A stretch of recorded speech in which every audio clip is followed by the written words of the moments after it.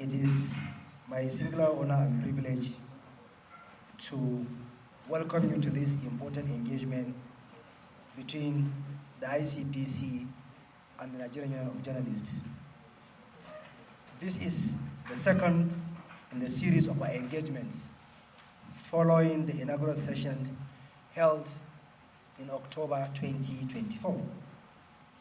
I commend the NUJ for its continued commitment to professionalism, accountability, and pursuit of truth, values that are indispensable in the fight against corruption.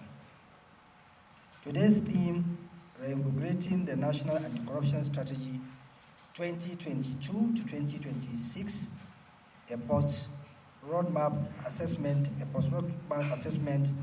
for the fourth estate is both timely and forward-looking. It challenges us not only to reflect on the progress made, but more importantly, to chart a practical path for the future. One that fully integrates media as a central partner in anti-corruption efforts in this country.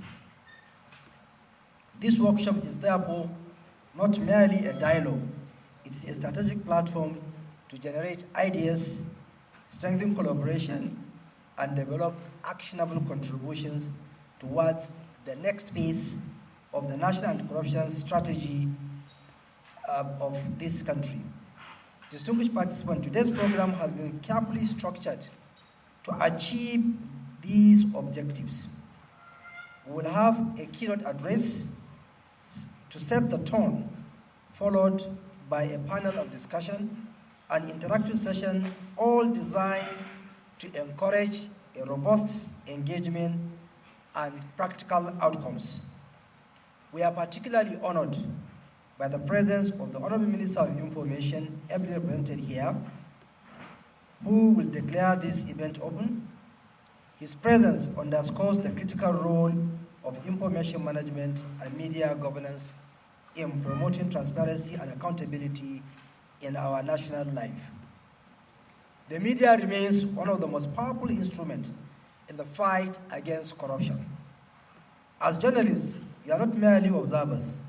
You are watchdogs, agenda setters, and catalysts for reform. Your role in investigating and exposing corruption, amplifying citizens' voices, and holding public officials accountable is indispensable. Indeed, without a vibrant, responsible, and ethical press, the anti-corruption fight risks losing one of its strongest pillars. At the same time, the credibility of media is paramount. Accurate, fair, and responsible reporting strengthen public trust and support institutional efforts. ICPC has been making efforts in ensuring corruption prevention through various of its strategies. At the ICPC, we firmly believe that prevention remains the most effective and sustainable approach to combating corruption in this country. In this regard, the Commission has prioritized oversight of public expenditure through Constituency and Executive Project Tracking Initiative, CPTI. This ensures that public funds translate into tangible outcomes for citizens. Notably, under the recent phases of project tracking, the Commission monitored about 950 projects across 26 states and FCT, valued at approximately 415 billion naira. In addition, projects under the Federal Ministry of Works valued over 21 trillion naira were tracked. This reflects the scale of our preventive oversight. These interventions have exposed abandoned and underperforming projects, compel contractors to back to site, and strengthen accountability in public service delivery. All protocols duly observed. It is with great pleasure that I extend my warm goodwill to the Independent Corrupt Practices and Other Related Offences Commission, ICPC, and the Nigerian Union of Journalists, NUJ, on the occasion of this strategic engagement on strengthening collaboration for corruption prevention. The theme of this engagement, Reinvigorating the National Anti-Corruption Strategy 2022-2026, a post-assessment roadmap for the Fourth Estate, is both timely and forward-looking at a period when our nation is deepening reforms and striving for institutional integrity. The role of the media as the fourth estate of the realm cannot be overstated. A vibrant, responsible, and courageous press remains one of the most powerful tools in shaping public accountability, promoting transparency, and sustaining the national anti-corruption drive. Corruption, as we all know, is not just a governance challenge. It's not just a governance challenge. It is a direct assault on national development. It erodes public trust, weakens institutions, distorts economic growth, and deprives citizens of essential services such as healthcare, education, and infrastructure. Its ripple effect deepens poverty, widen inequality, and undermine the very fabric of justice and social cohesion in our society. This is why the fight against corruption must remain relentless, deliberate, and collective. The media, in this regard, wields immense power, not to inform, but also to influence, mobilize, and transform through investigative journalism, agenda-settling, and sustainable public enlightenment. The press shapes perceptions, holds leaders accountable, and inspires civil action. When effectively harnessed, it becomes a catalyst for behavioral change, and a driving force for societal transformation, capable of turning public awareness into sustainable national momentum against corruption. Let me begin by commending ICPC for its unwavering commitment to strengthening Nigerian anti-corruption framework, and the role of the media, particularly NUJ, as a strategic partner in shaping and driving accountability. The theme of this engagement is both timely and thought-provoking. It speaks directly to pressing national needs and moving public discourse away from cynicism and forward active participation in the fight against corruption. This transition cannot happen without vibrant and ethical and vigilant media. As a regulatory body of broadcasting in Nigeria, the National Broadcasting Commission recognizes the role of the media, not merely a channel of information, but a powerful instrument for social orientation. Broadcasters have the responsibility to inform, educate, and mobilize the citizens towards national values, including transparency, integrity, and accountability. In this regard, I wish to highlight the important role of the NBC Anti-Corruption Unit called ABTU, which serves as an internal mechanism to promote accountability, ethical compliance, and transparency within the Commission. But beyond internal oversight of NBC, through its regulatory mandate encourages broadcasters to uphold professional standards that align with national anti-corruption objectives. This includes promoting investigative journalism, ensuring balance and factual reporting, and providing platforms that amplify voices of accountability and reform. So thank you, sir. Dr. Kole asked me to, first of all, thank the ICPC and NUJ for organizing this meeting, and to also assure you of the continuous support of MacArthur Foundation on all issues relating to the anti-corruption fight in Nigeria.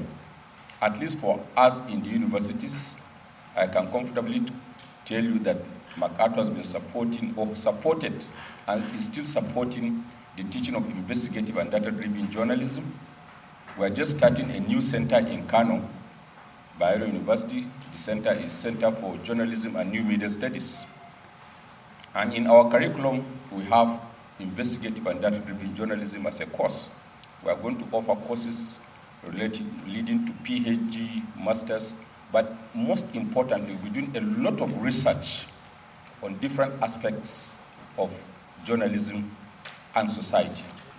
So MacArthur will be always willing to support the media, to support the ICPC, and to support any Nigerian who is willing to continue to extend the frontier of honesty, promote integrity, as well as good governance in this country. Once again, on behalf of MacArthur, I thank you for coming, and I will also convey all the messages that I've had here to my teacher, Dr. Kole Shitima. I thank you for your attention. It is with a deep sense of humility and appreciation that I stand before this distinguished gathering to deliver this good message on the occasion of the engagement by the ICPC with the NUG on corruption prevention. More heartening for me is the choice of the theme, reinvigorating the National Anti-Corruption Strategy, a post-assessment roadmap for the Fourth Estate, which seeks to explore the preeminent position of journalists in the fight against this cancer ravaging our polity. So deep-rooted is this coach in our national life that the former national leader, in a moment of frustration and angst, had cause to exclaim that if we don't kill corruption, corruption will kill us. I therefore wish to congratulate the ICPC over the choice of this theme, and especially the critical role of journalists in the crusade against corruption. Journalists in Nigeria occupy a vintage position, not just by their antecedents in the anti-colonial crusade, but even by the onerous responsibility foisted on them by the Nigerian Constitution. Reflecting on Nigeria's unenviable corruption status is indeed a cause for worry for all of us. The statistics are really, really sobering. Transparency International, for example, said Nigeria ranked 148 out of 180 countries in 2024 in its corruption index. You agree with me that that's certainly not something to be proud about. While the country dropped to about 142nd in 2025, it is consistently placed among the most corrupt countries globally, in spite of the best efforts of anti-corruption agencies like the ICPC and the EFCC. This, understandably, explains why ICPC is exploring all options to literally drag all concerned stakeholders into the fight against corruption. From oil sector corruption and resources mismanagement to public procurement fraud, and from law enforcement to political patronage and nepotism, corruption in Nigeria continues to wear a protein face. The journalists are here gathered under the solidarity of its eminent status as fourth estate of the realm reinforces the fact that ICPC keeps the abiding faith in the resilience of this craft, their duty to face corruption, working with the major stakeholders. And journalists are really among these team.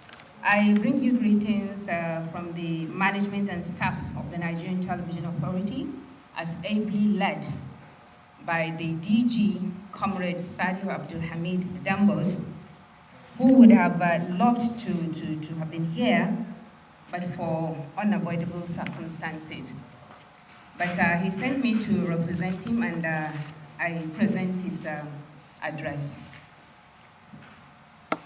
The media has remained a potent tool for the prevention of societal ills, including corruption. Its responsibility of civic education and public sensitization towards promoting ethical and moral values is a veritable tool the ICPC could leverage on to execute one of its core mandates, which is corruption prevention. Deploying the media's reach will certainly facilitate the attainment of the ICPC's role of public enlightenment, vis-à-vis educating the public and enlightening them against corruption alongside securing public support to combat it. The theme for this engagement, reinvigorating the National Anti-Corruption Strategy in 2022 to 2026, a post-assessment roadmap for the fourth estate, highlights the need for a post-mortem of what has been achieved so far in terms of collaboration between the media and the ICPC towards improved vigilance and transparency for accountability. The ICPC works with the media as a strategic partner to prevent corruption by leveraging investigative reporting, public education, and digital platforms to amplify anti-corruption messages. I am aware that the ICPC already leverages the media in tracking constituency projects, capacity building for journalists, and in some cases, engaging in direct partnerships with media houses in memoranda of understanding. This is commendable. Nothing should be left to chance to ensure that the media goes beyond just reporting corruption to preventing it, through encouraging the public to take ownership of the process rather than sitting on the fence or merely criticizing.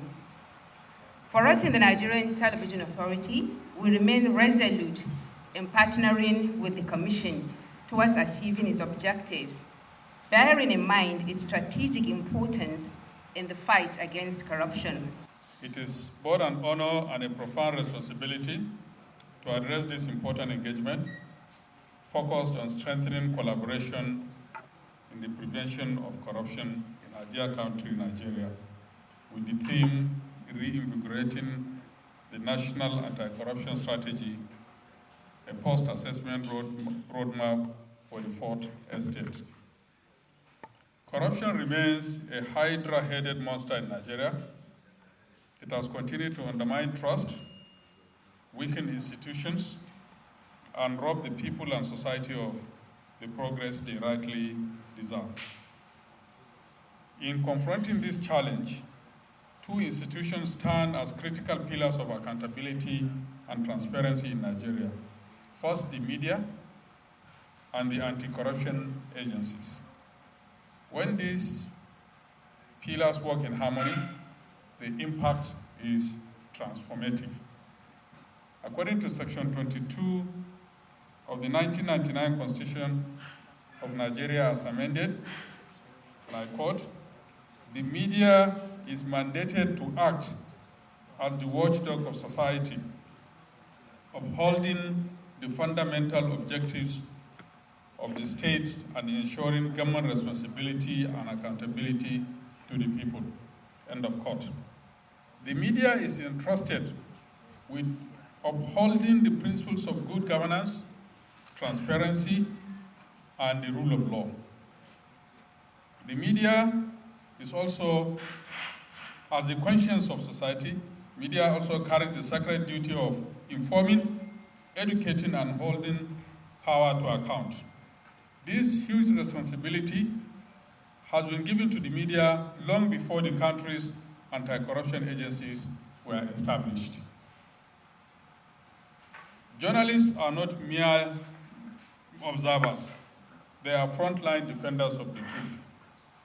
Through investigative reporting, responsible storytelling, and ethical journalism, the media shapes public perception and inspires collective action against corruption. We in Radio Nigeria, as a public broadcaster, in line with our motto of Lift the People and Unite the Nation, we understand the enormity of the responsibility. As such, through investigative reportage by FRCN correspondents, a lot of corruption practices have been exposed. These include a case where some security personnel were exposed for sexual harassment of women, indiscriminate extortion of innocent citizens by transport safety inspectors, unethical practices by hospital in Abuja, just to mention a few. The FRCN also broadcast a number of enlightenment programs on anti-corruption on its traditional and digital platforms in English and different Nigerian languages to enlighten the people on the dangers of corruption. On the other hand, the ICPC plays a pivotal role in enforcing integrity, promoting transparency, and of ensuring that the rule of law prevails. However, the fight against corruption cannot be won in isolation. It requires a united front, one where information flows freely, where facts are verified, and where public enlightenment is driven by credibility and trust. This is why today's engagement is a wake-up call that is timely and strategic. It offers a valuable opportunity for us as critical stakeholders to build stronger bridges between the ICPC and the NUJ, anchored on mutual respect, professionalism, and a shared commitment to national development. The Honorable Minister of Information, ably represented by our own brother, DG Von, the Honorable Chairman of ICPC, our mentor, father and brother, Professor Morupate, the Chairman House Committee, representative of our other distinguished senior colleagues from various media agencies, the Deputy President of NUJ, the National Chairperson of NAWATCH, my Chairman from 36 plus FCT, distinguished colleagues, ladies and gentlemen. It is a distinct privilege to join you for this vital engagement between the ICPC and Nigerian Union of Journalists. Today's gathering is far more than a formal meeting. It represents a shared resolve to confront one of the most persistent hurdles to our national progress and to chart a definite course towards a more transparent and accountable society. Corruption remains a formidable barrier to our development, systematically weakening our institutions and eroding the public trust that holds our nation together. To address it effectively, we must look beyond mere institutional mandate by ICPC and other agencies and embrace a collective responsibility rooted in sustaining cross-sector cooperation. Join me in thanking most sincerely the Chairman of ICPC for this engagement. Let me equally thank the Chairman for partnering with NUJ. I was made to understand ICPC is in 24 states. Let me put it in record and direct chairmen from all those 24 states. It is a directive. As soon as you go back, you need to must engage with the state offices across those states that ICPC has present in their states. The essence is for us to see how we can work together towards creating more visibility and fight against corruption in our country. In this regard, the partnership between the ICPC and NUJ is both natural and strategic. The media occupies a unique vantage point, serving not only as a primary source of information, but as a catalyst for accountability. As a journalist, our role is to uncover the facts, inform the citizenry, and ensure that those in positions of authority remain answerable to the public. This mandate aligns perfectly with the work of the ICPC, which sits at the heart of our anti-corruption effort through the dedicated focus on enforcement, prevention, and public enlightenment. By working in tandem, we can transform how the public perceives corruption and its consequences, supporting the culture of responsibility, reporting flatly rejected unethical practices. However, for this collaboration to yield lasting results, it must be anchored on professionalism and mutual respect, while journalists must remain steadfast in the principle of accuracy, fairness, and objectivity. Our public institutions must in turn remain open and committed to providing reliable information necessarily for media to perform its duty. Beyond the headlines, our broader ambitions must be to build a lasting culture of accountability, one where integrity is shared, value and public confidence is fully restored. Let this engagement mark the beginning of a deeper, more measurable cooperation. With the sustained commitment, we can reinforce the system that deter corruption and promote good governance in our dear nation. The theme of this engagement is both timely and critical. The media, as the fourth estate, plays a pivotal role in shaping public perception, promoting accountability, and driving citizen participation. Reinvigorating the national anti-corruption strategy requires not just policy commitment, but sustained media engagement and responsible journalism. Even if you want the journalists to partner with you, and I whisper to the chairman, I say journalists are the easiest people to relate with. What journalists don't want is when you diminish them or you think that they have no value. But journalists are the most loyal people. Just look at people in office today. There is one president that is dead. He's supposed to, when other people have left, still his special advisor is defending even in death. But some people, the day you leave office, some of your aides, that is when they will leave. Some may not even call you again. There is a particular president, all of you knowing that president. He's dead. But up to today, every year, every month, his special advisor on media is still defending him. At every point, that is the value and the kind of loyalty that journalists give when you carry them along. So I want to encourage you, Mr. Chair, to continue this kind of partnership.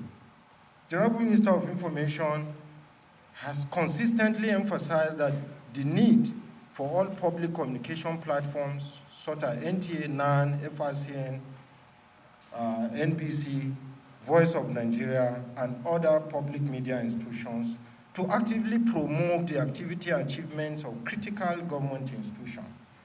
He has also underscored the urgent responsibility of the media to desist from fake news and misinformation in order to safeguard national cohesion and public trust. Mr. Chair, we must understand that the Nigerian media landscape has changed, but there are things that remain constant. Number one, no matter what you say, you should distinguish people in this hall with people who just have access to social media and post all of my things. These are professionals. We must understand that. People can post, they can call themselves influential or whatever, but these are people who have trained. You can hear someone saying, doctor, this one. There's nobody in this hall that has less than 15 to 20 years experience as journalist on the field. So you can't compare that person who wake up and because he has phone, he sees something, because there's what you call text, content, and context. That is the difference between those in this hall and those who just go on social media. The people here, when they see a picture, they know that how pictures are defined is by how the caption that you give to the picture. The content, the text, content, and context is the value that people in this hall bring to bear. And they are very important in this age of noise, misinformation, and disinformation. And then we must understand for our colleagues that For us to be able to fight fake news, misinformation, we must continue to bring our value to the table. We must not allow quacks and those who are not professional to take the lead. We must transit from analog to digital, whether we're in broadcast or we're in print. We must understand that a modern journalist is like a well-kitted soldier. You use your knife when it is necessary, you use your AK-47 when it's necessary, you even use your own body, you use your own carrot, this thing when it is necessary. So you can't say today, in this modern journalism, that your own is just to create content, maybe audio, or you say, no, today that lines are no longer there. If you do that, it's either you're going to lose your relevance, or those who are spreading this fake news will be ahead of you in terms of what they do. And some people out there don't know this. When they see fake news, they say it's the media. But those of us who are professional know that no professional journalist, for instance, will come to this hall, just take a picture of this high table without a caption. You know that if you send this picture now without a caption, it can be given another meaning. That is where the text, content, and context comes in, and that's why we must continue to hold the ground as professionals so that we don't allow quacks and those who are all comers to join this profession.